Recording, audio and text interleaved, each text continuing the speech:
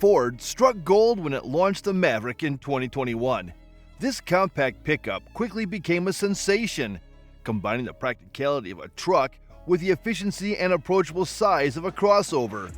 Now, for the 2025 model year, Ford has refined this winning formula with a series of updates that enhance its appeal even further, especially for its hybrid version.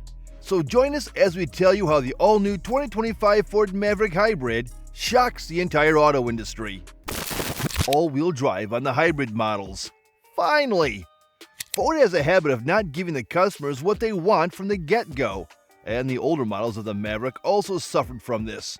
Hybrid models were not able to be optioned with all-wheel drive, but only front-wheel drive. All-wheel drive option was reserved specifically for the non-hybrid 2-liter turbo, which was a shame.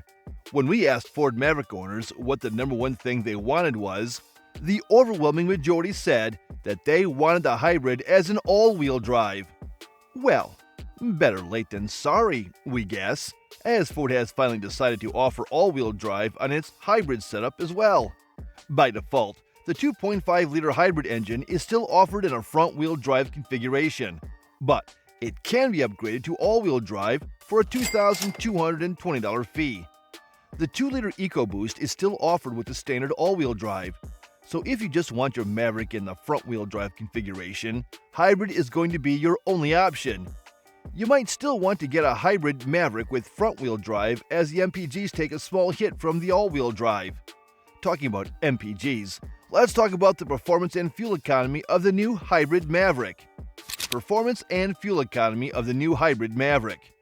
The Ford Maverick offers an optional hybrid powertrain that bears a 2.5-liter 4-cylinder engine with an electric motor for a combined output of 191 horsepower. This efficient setup is managed by continuously variable automatic transmission and delivers smooth power delivery while prioritizing fuel economy. While front-wheel drive is standard with the hybrid powertrain, all-wheel drive is available for those seeking added traction and versatility. Compared to the 2-liter EcoBoost, which is able to generate 238 horsepower and is linked to an 8-speed automatic transmission, the hybrid Maverick does feel a bit slow. The 2-liter EcoBoost Maverick is significantly peppier than the hybrid. However, in terms of capability like payload and towing capacity, it remains the same for both powertrains. To achieve its notable payload capacity, the Maverick features a stiff suspension setup. While this enhances its capability for hauling and towing, it does translate to a somewhat firm ride, particularly over uneven or broken pavement. Despite this, the Maverick remains a practical and versatile option in the compact pickup segment, appealing to buyers who value efficiency and functionality. In terms of fuel economy, this is the main reason to get the hybrid over the non-hybrid version. The Maverick truly shines. In its front-wheel drive configuration, the MPG figures won't be changing compared to the last model year. It's able to get 42 miles per gallon in the city and 33 on the highway. Combined, it's able to get 37 miles per gallon, which is certainly impressive for a pickup truck, even for a small pickup truck. Looking at Santa Cruz from Hyundai, for example, you can only get 23 miles per gallon combined. If you opt for the all-wheel drive of the hybrid Maverick, the fuel economy takes a hit, but not a lot. It's still able to get 40 miles per gallon in the city and 30 miles per gallon on the highway, resulting in a combined rating of 35 miles per gallon, which is quite good. And the hit in fuel economy is definitely worth the extra capability that all-wheel drive brings. And of course, if you care about fuel economy, you'll be happy to know that the hybrid Maverick is happy with regular gasoline. It does not need premium gas at the pump. Payload and tow ratings of the new hybrid Maverick. No matter which Maverick you get, the payload and tow ratings stay the same. For both hybrid and non-hybrid Mavericks, the payload rating stays at 1,500 pounds, and the standard tow rating stays at 2,000 pounds. If you pay for the optional 4K tow package, you will be able to tow 4,000 pounds. Not bad at all. Of course, compared to mid-sized trucks, 4,000 pounds isn't exactly a groundbreaking figure, but most Maverick owners have stated this was enough for their needs. In terms of the competition, Hyundai's Santa Cruz is able to tow a little bit more, and it has a tow rating of 5,000 pounds.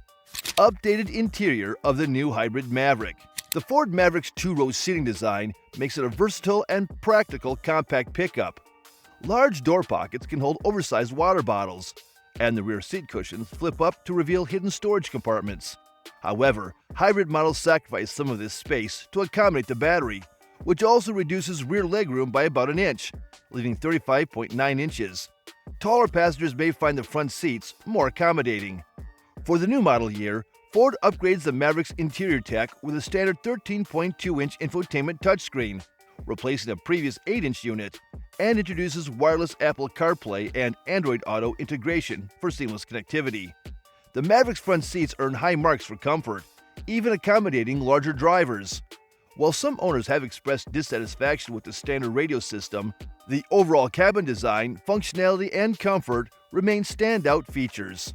Still, no configuration options.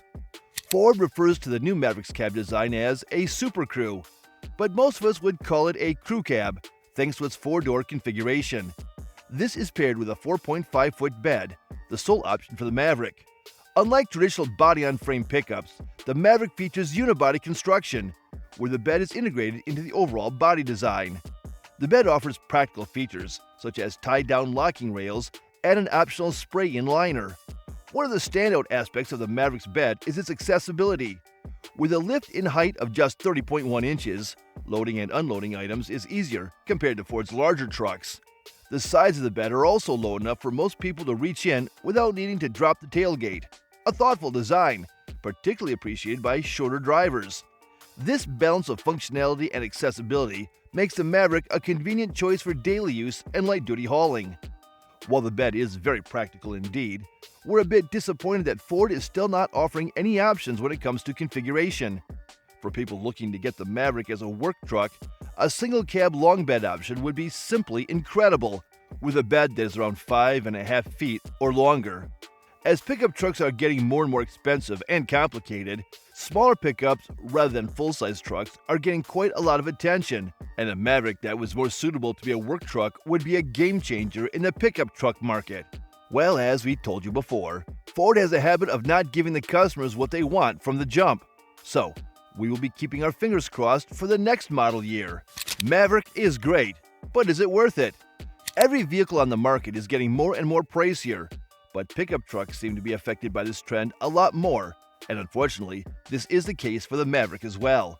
Now, don't get us wrong, Maverick is a great pickup truck. Its size is very sensible for those looking for a pickup truck that's not going to be towing a humongous boat. In terms of fuel economy, the only pickup trucks that are more efficient are electric and are significantly more expensive, like the Chevy Silverado EV, starting over $73,000. However, even though Maverick is a great truck, we think its price doesn't really make sense for what you get. When the Maverick first came out, Ford promised that it would be a $20,000 pickup truck. However, that has never been the case. And for the new model year, we're getting further and further away from that promised $20,000 figure. Let's look at the cheapest hybrid Maverick you can get, the XL trim. The XL trim will start from $26,395, excluding any kind of dealer fees or destination charges. But if you want all-wheel drive, you're going to have to pay an additional $2,200. But of course, you want to get the most out of your truck, so you will probably want to upgrade the $2,000 tow rating to $4,000 with the 4K tow package. Well, now you'll pay an extra $2,285 because Ford also requires you to add the Ford Copilot 360 package.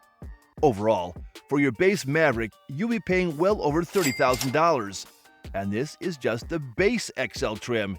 If you are looking for a more comfortable interior and go with the XLT or Lariat, you'll be paying over $35,000.